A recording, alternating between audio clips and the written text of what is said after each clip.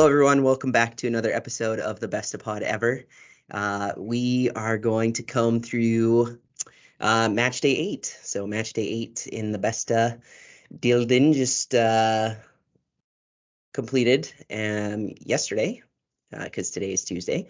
We're recording this on a Tuesday, and yeah, we're going to break down some of the results. We're going to talk a little bit about some governance type issues, some statements and whatnot, and yeah, we'll go ahead and get into it. Of course, Tryggvi is here. Tryggvi, thanks for joining me again. Thanks for having me. It's always a pleasure. Yep.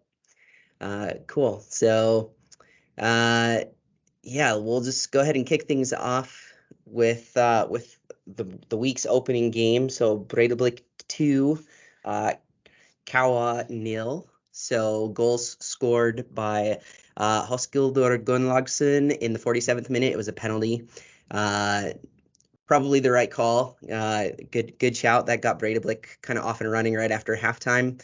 After a first half that honestly, I personally didn't feel like they played that great. They kind of grew into the game. They had about a 25 minute spell, I thought, where they played really well, which led into their second goal by Gisli Eyjolfsson. And yeah, in the 54th minute, he made it 2-0, and definitely goal of the week. I don't even know if we need to have a vote this week. I mean, it's just absolute cracker of a goal.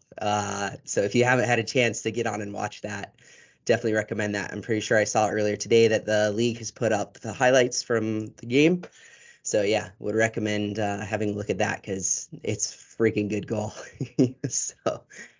So yeah, another win for Breidablik. They closed the gap to second. Now they're only 1 point behind Valor. So yeah, good result for them getting it done. Did that result surprise you at all? No, it seems to be the way that both these teams are going. At Kawa, they're playing well, but I think like we touched upon a bit last week, Breidablik, Víkingur, and supposedly Valur are a bit of, at least in the beginning, first half of this league, seem to be a bit of a cut above the rest. So, but no, it's yeah, I think Kawa can be a bit disappointed to not hold on. This is the sort of game that maybe 2 years ago they would have come away with a 0-0 draw or something, or maybe snuck one in the last minute. So they're not quite as impenetrable as they used to be. Mm-hmm. But bit of a yeah, the penalty came after a bit of an error, you could say. Yeah. From the goalkeeper. Yeah, absolutely. I think we wanted to touch on that, right? So yeah, do you think that's going to mean that there's a goalkeeper change? Yeah, that's definitely. I wouldn't be surprised. I don't think anyone would be surprised. I think people were even discussing whether Christian Yayalo would be in goal against Breidablik because he's back from his injury. He was brought in to be, he should be the automatic number one, but his injury led to Steinthormar regaining that position. But he's been okay. I don't think but then he's had these mistakes, and I think it's after Christian Yalo's performance in the cup, and then this mistake. I think I wouldn't be surprised if they make a change. Yeah, and on the penalty itself, like Steinthormar, he didn't even move. Like he didn't even try to save it, and obviously, when you're facing a penalty, it's a really difficult situation. Like so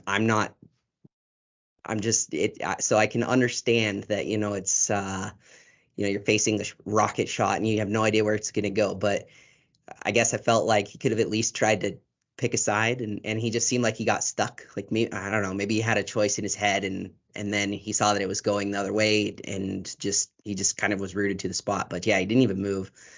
And yeah, so I guess we'll see. We'll see this next week if there's going to be goalkeeping change there. Perhaps not. I think we're maybe hinting that something might happen. I don't know. But Yeah, yeah, like I said, I don't think anyone would be surprised, but it's yeah, but yeah, this Stanford Maut as a goalkeeper is a bit of a cult legend in Kawa and in Iceland. So it's people have written him off before, and he's come back. So yeah, you never. yeah. No, this is true. I did just want to say on Kawa too. Um, in the first half, they played pretty well, I thought, and they had an opportunity, and I can't remember who it was with, but he had like a wide open look on net, and he like scuffed the shot or shot it right at the goalkeeper maybe. Uh, I can't quite remember, but I just remember thinking to myself, oh my gosh, there it is. Like if they had scored that goal, I think that would have completely changed the complexion of this game. So, I mean, they created some opportunities. It was a tight game in a lot of respects, but there were opportunities there for Kawa to pull one back. And yeah, they missed a couple chances. I would love to have maybe seen what the XG for both of these teams was during this game, because I don't think it would have been necessarily high, but I think it just would have been interesting to see that. Anyway, so uh, quickly on Gisley. So again, amazing goal. If you haven't had a chance to go watch that, you should.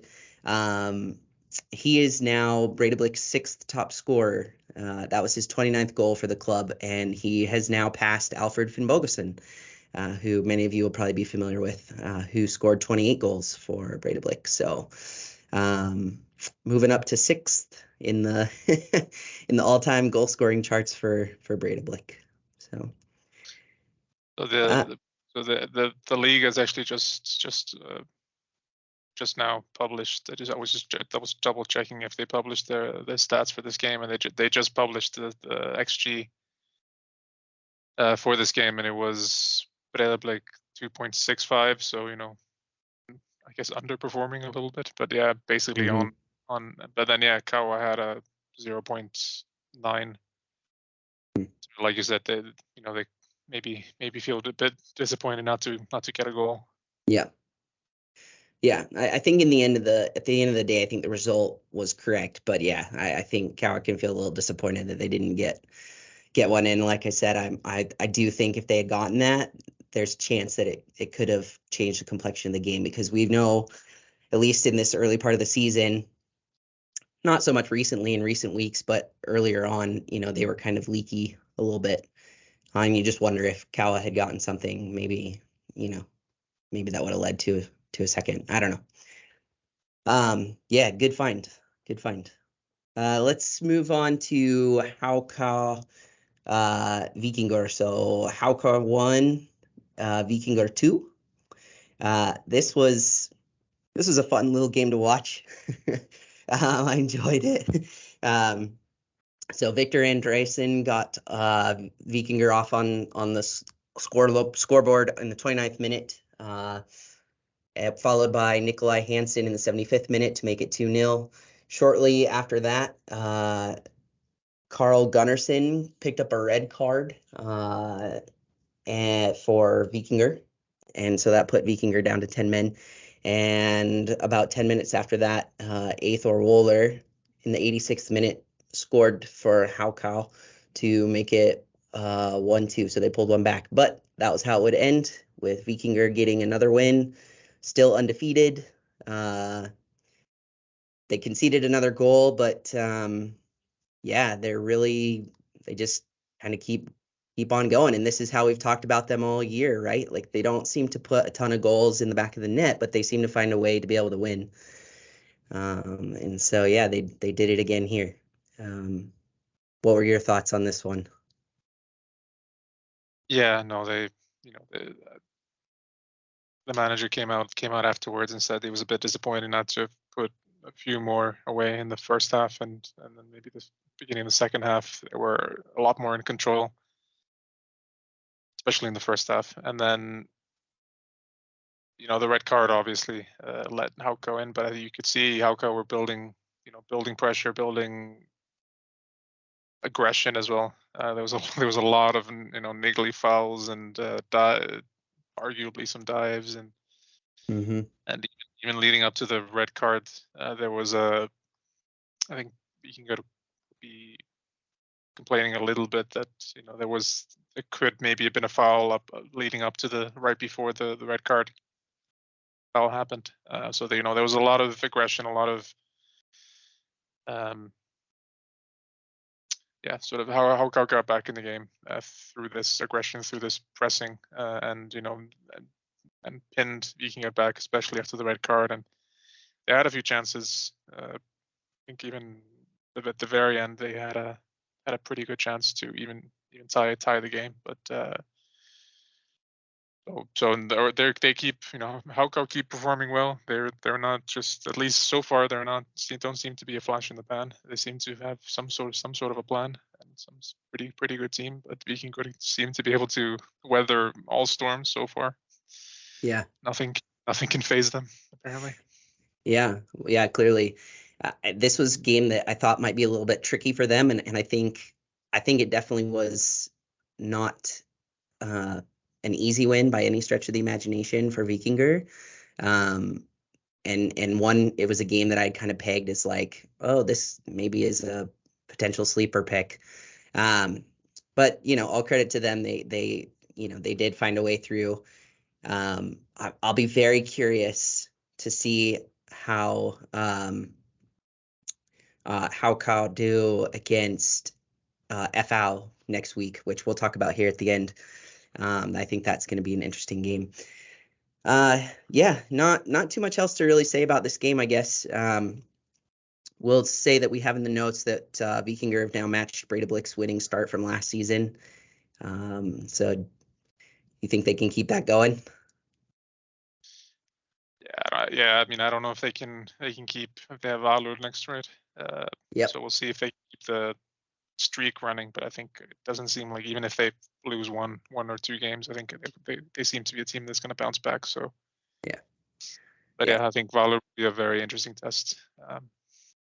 Yes. And speaking of Valur, so they drew 0-0 with Keflavik. Keflavik now at the bottom of the table after some of the other results from this week.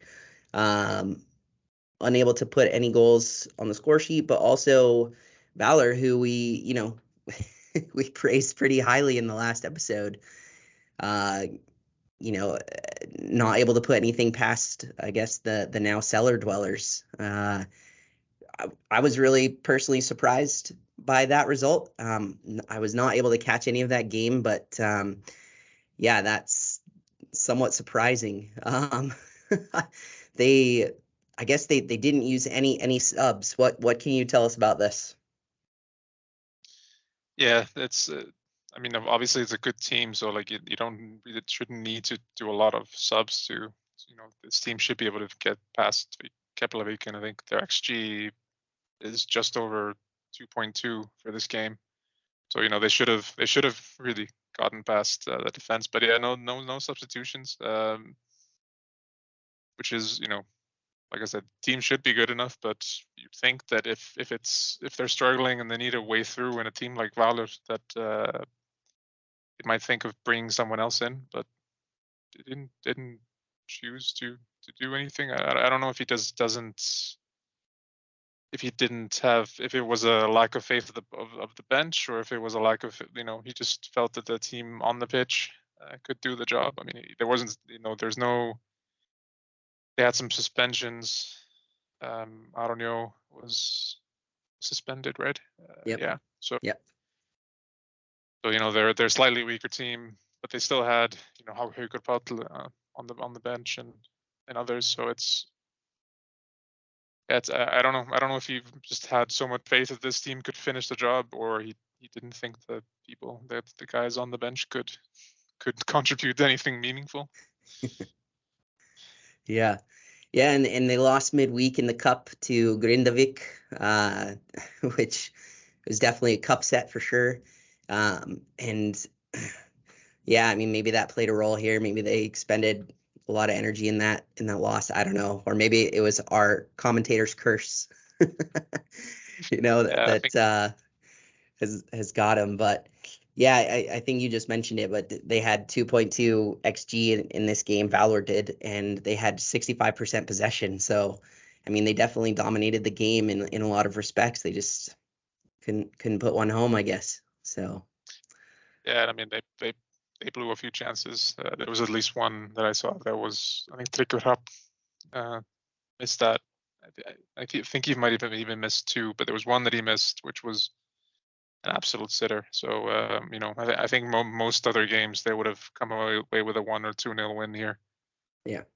But fair play to Keflavik to go away to Valor and get a point. I don't think, like you said, I'm not sure many people were betting on that, even with the cup set.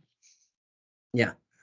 Yeah, and I don't think there'll be many teams that are able to do that this season either. So it's probably a good point for them. And at the end of the day, getting a valuable point against a top team in the league. So we'll have to see how it plays out. All right, let's jump to EB Vuff versus FAL. And so I've been practicing EB Vuff this week, so hopefully I'm doing a good job. But yeah, it ended EB Vuff 2, FAL 3. EB Vuff actually opened up the scoring in this game in the 11th minute with a goal from Herman Thor Ragnarsson. Yeah, pretty, if I'm being honest, shambolic goal from to give up from FAL. And I might be being a little harsh there, but the defending I think was a little suspect. I don't know if the FAL defender is escaping me at the moment, but I guess the ball came in over the top, and you can see him if you rewatch it. He's looking over he's looking up and over his shoulder to try to find the ball. So I don't know if he lost the ball in the sky or just misjudged his touch, or was, I don't know, maybe he slipped. It's hard to say. But yeah, he did end up on the ground, and then Herman Thor just finished it, and it was 1-0. So some questions, I guess, from my end with that goal. But FAL would rebound. They would get a goal through Gitter. I don't know if I'm saying this right. Gitter Hoffen Gudbranson. Did I say it right or no? Yeah, that's a tough name. So it's so the Y it's like my name. Like the Y throws some people, but yeah, it's so Girdir Rapp Guðbrandsson. It's a hell of a name. Gitter Gudbranson. Good. Anyways, in the 19th minute, he scored to make it 1-1. And then FAL would actually jump ahead through Stephen Lennon, who was back in the starting lineup for the first time this season, I believe, in the 52nd minute. So just a few minutes after halftime, he would make it 2-1 to FAL, to the visitors. I think that was the goal of the weekend. That was Yeah. Yeah, so what I remember about that goal is that it just kind of like bounced off his head, more or less. Like, am I missing? No, I think it was even Girdir Rapp that I think Stephen Lennon assisted Girdir Rapp in the first goal, and then Girdir paid the favor, as far as I remember, for the second one. And Girdir just I'm not even sure he was even going towards goal. I think he just sort of shot it in the general direction of the goal, and it just hit Stephen on the I think shoulder or head. Yeah. Floated over. Yeah. Over the goalkeeper. Yeah. It's just, that's what I remember. Is like it hit his face, and then it just like floated over the goalkeeper, the UBF goalkeeper, and went in. And I just remember chuckling like, okay, we'll take him as we could get him, I guess. So yeah. Good to see him back on the score sheet, and back in the starting lineup. Although I'm sure it was probably due to maybe some squad anyways, I don't know if he'll be back in the starting lineup the next game. Who knows? Maybe he's back. We'll have to see. Yeah, so Alex Freyr Hilmarsson in the 63rd minute made it 2-2, scoring for EBVUF. Really, really nice goal this. Super impressed with the Jamaican Dwayne Atkinson. So he came on he didn't start this game after starting the last one where they kind of got crushed by Stjarnan. Dwayne Atkinson comes in the second half and feeds this really nice through ball right to the feet of Alex Freyr. And yeah, he slides it home. Super pass. Alex Freyr got in the channel there. A little bit of gap in the defense, and again, like I said, really nice through ball from Atkinson, and yeah, it's made it 2-2. So shortly after that, Herman Ragnarsson would get a red card in the 80th minute, and we're going to talk about that in a little bit. I don't want to go into too many details now, but so EBVUF went down to 10 men, and about 10, 12 minutes later, it's now been ruled as an own goal. I thought David Snare got the goal for this initially, but I guess they turned it and ruled it as an own goal for Guy Schmidt from EBVUF to give FAO the win. Yeah, because I think it hit the post and then it went off the post and into Guy Schmidt, as far as I could see it. So I think that's why. But yeah, I mean, a really nice win for FAO. It's like we spoke about last week. It's not a pitch that many teams come and get anything from. So I think we both expected, these teams' forms. You would expect EBVUF to come away with at least a draw here. So yeah. So I think FAO will be really pleased with that. Yeah, absolutely. And they continue their form of winning, losing, winning, losing, winning, losing. So some things remain the same. This is their first away win this season, though, which is nice, especially as you just mentioned, at a ground where I don't think a lot of people thought that they would come away with a win. Tough place to go. There are some comments after the match. Again, I can't remember the player. David Snare maybe talked. I think the reporter asked him, did you like playing on the surface? Because I think one of the jokes seems to be that FAO can only win on grass pitches so far this season. And so I think David Snare said, "Oh yeah, it's great," or something along those lines. Like, and if you were watching the game, the field doesn't look like it was in, fabulous condition, but so I don't know. I don't know if there's anything to read in those comments or not, or if we're just making a mountain out of a molehill. But I thought it was kind of funny, anyways. Gave me a little bit of a chuckle, so just thought I'd mention it on the show. They can only win on grass pitches. They can only win on terrible grass pitches. Yeah, exactly. Because theirs is, little FAO's leaves a little bit to be desired at the Kaplarinka. Yeah. Cool. All right. Any other thoughts on that game?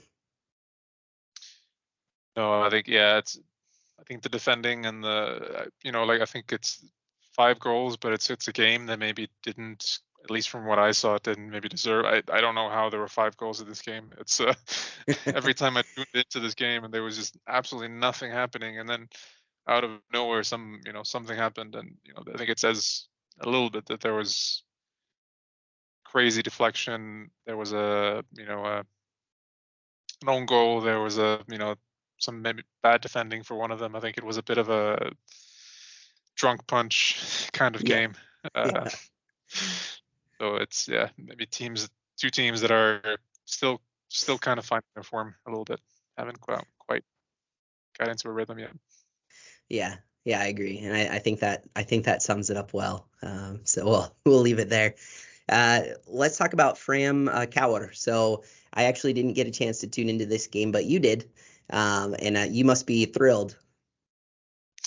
Yeah, this is much needed. I mean, we had Kjaer had a cup win as well. That was dramatic to say the least.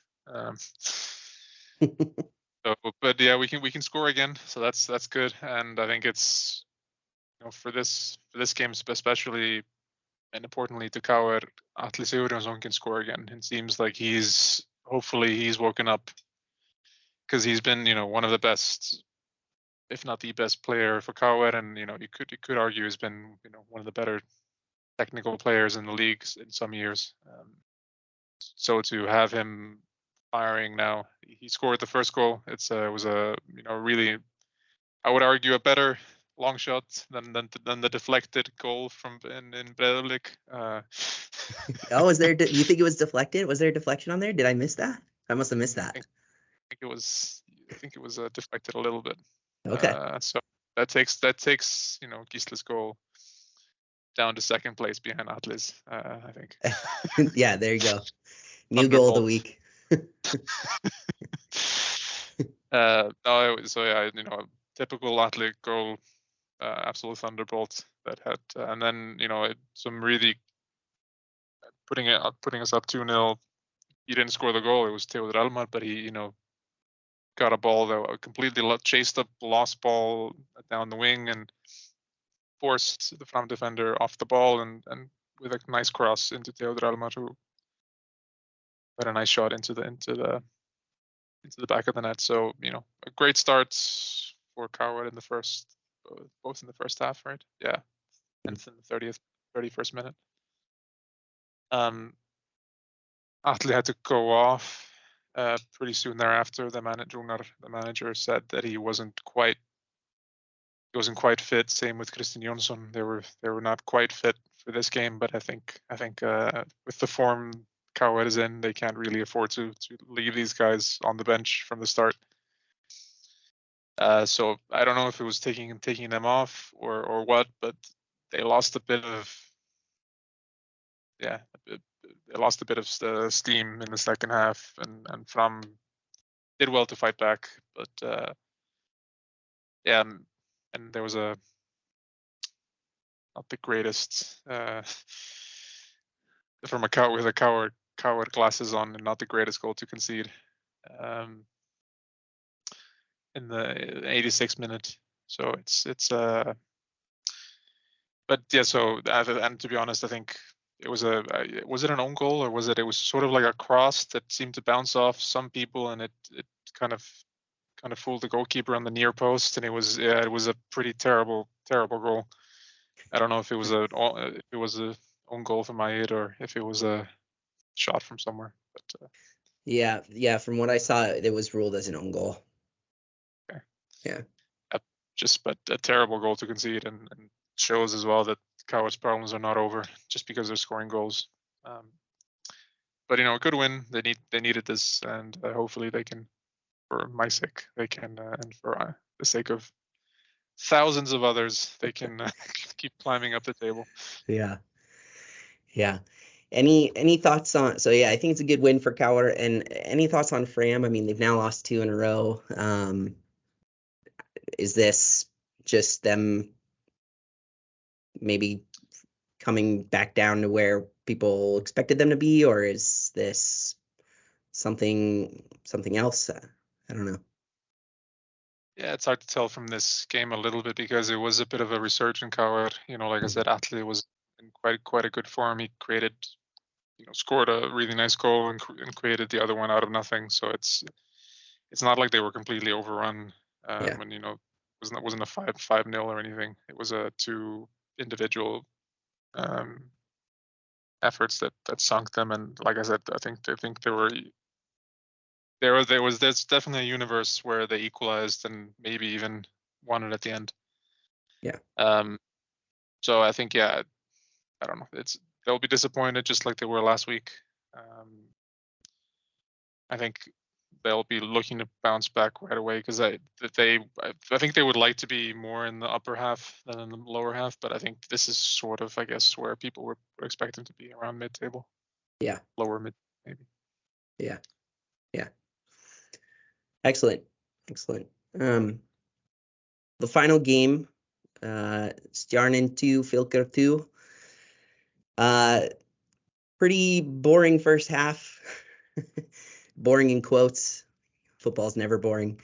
But the first half left a little bit to be desired. But it came alive in the second half with 4 goals being scored. So Isak Andrei Sigurðsson in the 56th minute made it 1-0. He's having an outstanding season. He leads the league with goals and assists. So he's got 4 goals and 5 assists. So with both of those stats combined, he's league leader. So he just keeps delivering for Stjarnan, which is good. They need someone to be able to do that, and it seems like he's the one. So nice goal from him. Petter Bjarnason made it 1-1, scoring for Fylkir in the 75th minute. Nicholas Gunnarsson in the 85th minute put Fylkir ahead, actually, 1-2. And then it took a late stoppage time equalizer from Emil Atlason in the 93rd minute to give Stjarnan the point at home. Yeah, so defensive woes kind of peaked their head up again in this game for Stjarnan after last week and their big win, kind of thinking maybe they'd solve some of those, but yeah, I guess not. Both these teams are pretty much equal in the league table at the moment. They both won last week, and then they draw this week. So yeah, any thoughts on this one? I mean, I think especially the first goal, I think the goalkeeper should have done better. He had his hand on the ball almost in front of the cross, right? And I think I don't know, like I'm not a football player, obviously, not at that level, but I feel like from those angles, I feel that he maybe should have gotten that. I think that's a bit of a worry. They are, like we've spoken about before, they're missing their usual number one, Harald Björnsson, but I think they said he's close to being back in training. So if this continues, there could be another goalkeeping switch on the horizon, because I think they need to solidify that back line, and to see what Jökull, the Icelandic Klopp, as you called him. Yeah. Although we had like on the opposite touchline, we had I think he looks more like Klopp. Rúnar Páll, he has more of a Kloppy demeanor about him. But this is true. This is true. So Icelandic Klopp versus the Klopp look-alike or something. Yeah. Those are not my words, calling him the Icelandic Klopp. I saw that on an article from someone else. So Sure. just copying what they say, but we ran with it, and anyways. But to be honest, I'm more impressed with Fylkir. Like I said, Stjarnan are a young team that they're gonna have these games where Fylkir maybe should have done better in one goals, but I think I'm really impressed with Fylkir that they've managed, these 2 games pick themselves up from going, because they went a goal down last week as well, right? I'm pretty sure. That sounds right. So picking themselves up, it's maybe worrying that they go a goal down so often, but it's I think it's really impressive that they're managing to fight against these teams when it's maybe a team that with, like we talked about before, with the injury worries they've had and just the size of their squad.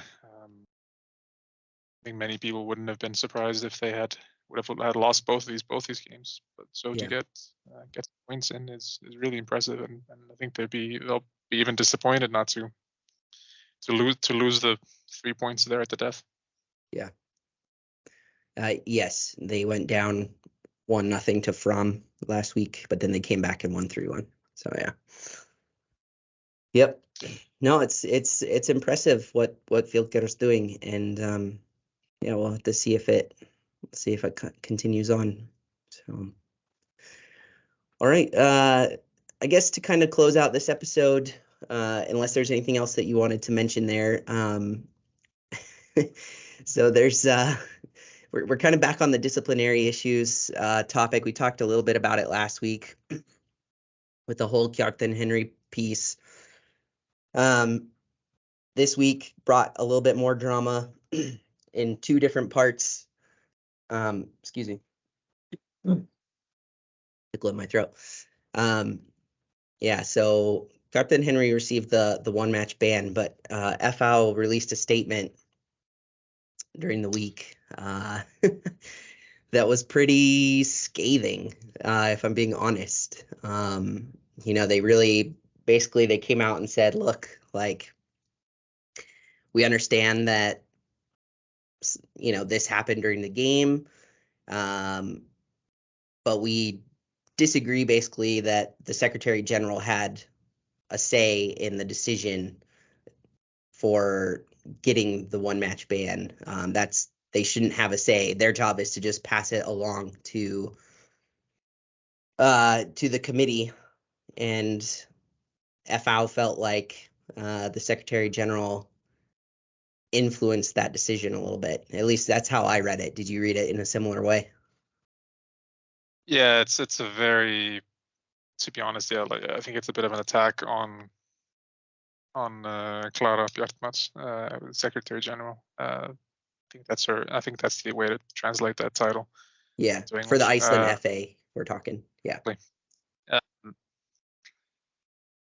because yeah, it's essentially saying, they even agreed that yes, it was probably a yellow and a penalty. It was a clash between two players in the heat of the game. Mm-hmm. Yellow and a penalty, fair.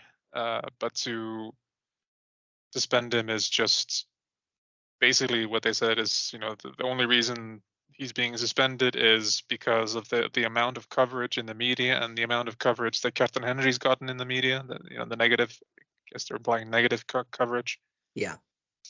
And they even called indirectly, I guess, or pretty directly, but I guess they didn't quite call them cowards, but but almost called the FA and Secretary General cowards, or at least show some bravery and go against public opinion. And you're gonna, they on two occasions they said, you're gonna have a busy summer if you're gonna be handing out bans to every non-intentional foul Yeah. on the pitch.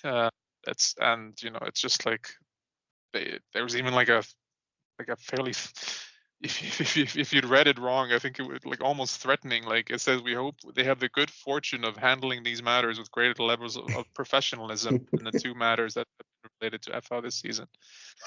It's almost like a mob. Yeah. Yeah. Yeah. Really, yeah, just really coming out of the gate strong there for sure. What was your initial reaction to this? Because okay, so obviously I have an inkling for FL, right? And so I saw a couple comments on social media, take it for granted or take it for what it's worth, whatever. That basically were like, oh, this is so FL, like this is just, this is the kind of club they are, blah blah blah. Like they're being so babyish about the whole thing. Leave me out of it. What do you think?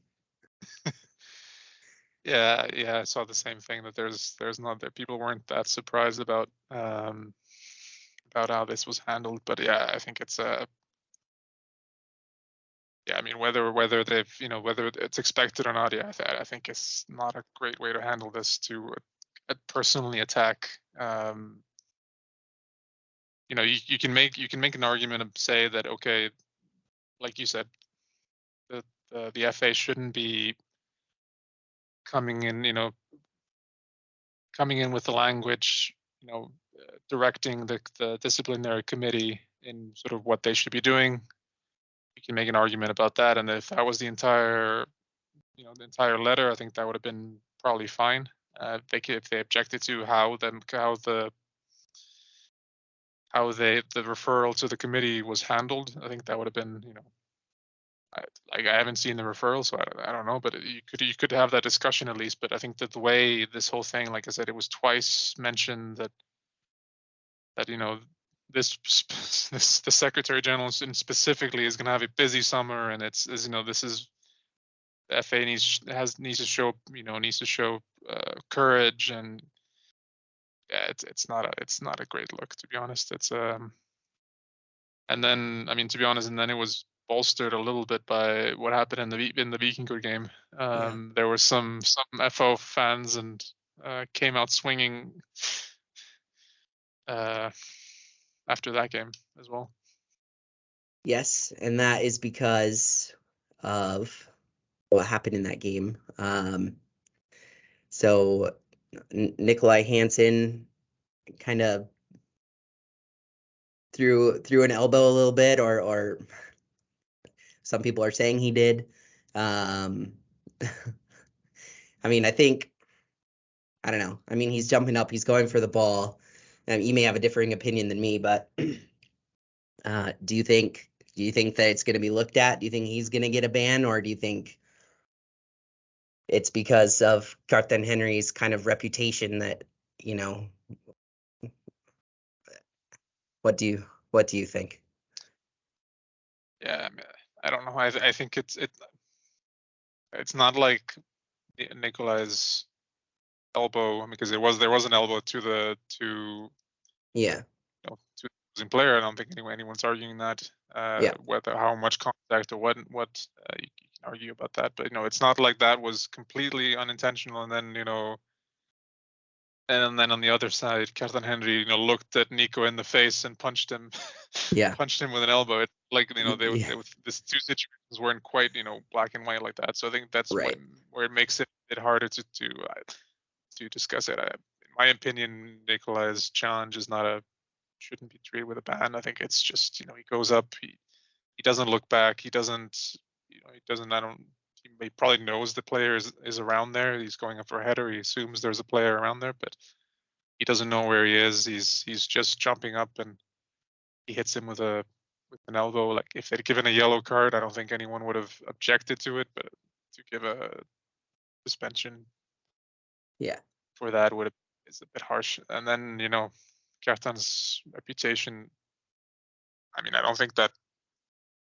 think football does work in that way. Whether that was the case in this particular challenge, I don't know. To be honest, I've seen it a few times. I don't think there was a huge amount of malice in Kjartan's actions. I think it was a bit dirty. It was a bit, there was a bit of, like, I think I even said last week, I think the kick was worse, in my opinion. There was much more anger and malice behind that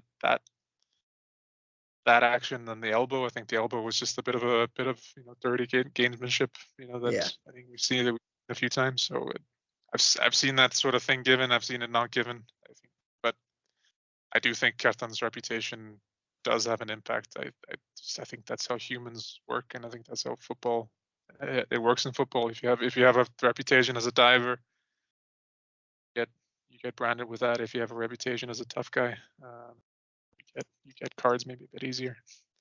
Yeah. So which one is Nikolai then? Because he didn't even get a card for it. So you don't have to answer that question. I'm just throwing it out there. I'm just being devil's advocate here, but yeah, no. So it'll be interesting to see if they have any sort of look at that. I do tend to agree with you, though. I don't think there was a whole lot in that for Nikolai, and there's kind of a second incident as well, which maybe we could just mention too, but in the EBVUF FL game, so it seems to be surrounding FL right now. But Herman Thor Ragnarsson for EBVF picked up his second yellow card for what I saw some people refer to as like a punch to Danny Hitaka. But yeah, we watched it. I rewatched it right before we hopped on this show, and yeah, I don't think there was really anything in it. Although you would never know because Hitaka was on the ground for like 4 minutes. But yeah, so maybe nothing really in that one, and we'll just kind of leave it there. But Yeah, I think it's sorry. No, I was just gonna say, the Besta is, and I think Icelandic football in general kind of has a little bit of a reputation for being pretty physical and tough, which I do think that's changing. But when you see things like this, how much does that actually help the brand of the league? I don't know. That's a different discussion for another day. But yeah, go ahead. What were you gonna say? No, you're right, and I think we definitely shouldn't be pushing that on the highlights. I think we should be showing off the goals. Yeah.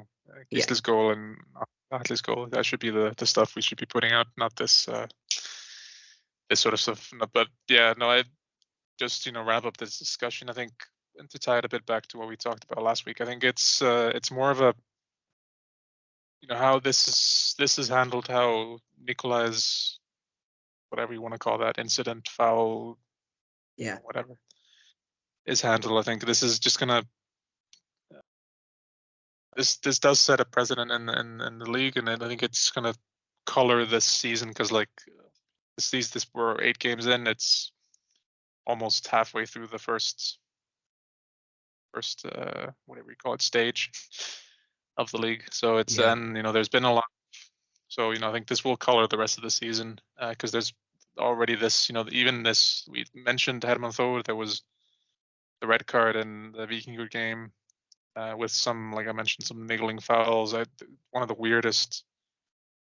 I'm gonna go out and say it. Dive from from it was who was it? It was Eithor Völler, I think. It was who just sort of walked into a guy who was sitting down and Yeah. and and laid on the floor a bit after that. So I think there's a lot of incidents this week and a lot of talk about refereeing standards and about bans and stuff. And I think it's how this is handled, how the discussion, the discourse goes from here is going to color this league a lot. So it'll be interesting to see how the FO handles this, how the FA handles this, how Vikingur handles this. Yeah. Yeah. All right. Well, I think that sums it up well. We'll leave it there. Did want to take just a quick peek ahead to match week 9. Some couple tasty fixtures. We're looking forward to every game, honestly, but Vikingur play Valor at home. Vikingur at home in that game. Top 2 clash in the table, so that's going to be a good match. FAL host Haukal in what is at the moment a top 5 clash. I think that's between number 4 and number 5. So I think that'll be an interesting match to keep an eye on. And then Kjartan face Stjarnan. Kjartan will be at home for that game. And yeah, in terms of, I guess, the relegation fight, it's probably too early to say that, but the fight in the bottom half of the table, I think this is going to be an interesting game in that sense. So just wanted to throw those 3 games out as some matches to look forward to this weekend. Games are on Sunday and Monday again, and it should be good. So yeah, any closing thoughts on your end? No, I mean, like you said, all the games are interesting. Even the 2, there's 2 maybe that aren't going to be immediately the sexiest games. Fylkir, IBVF, and KA Fram. Those are 4 teams that are really searching for really want to. Kawa and Fram have been struggling a bit recently. They both desperately want to win. Fylkir IBVF, can Fylkir continue this good form and push IBVF further down as well? Like it's there's, and then Keflavik Breiðablik, can Keflavik replicate the clean sheet again? So it's I think all games are really interesting. So it'll be I'm really hoping to catch a few of these games. Yeah, same. All right, so join us next week for another exciting episode of the Besta Pod ever. Just a reminder, if you want to watch these games outside of Iceland, you can catch them on the FIFA Plus app or OneFootball app. If you're interested in following us on our social media, you can follow the show, the English-based account that we run that covers the league. It's at Besta ENG, like Besta English. You can follow Tryggvi at Dr. Hontastic, and you can follow me at 12th Yank. And yeah, so long from us. Thanks everybody for listening, and bye-bye.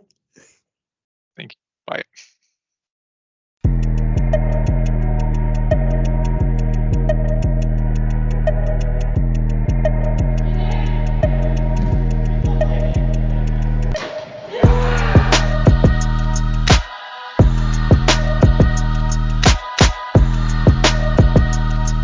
Några frågor.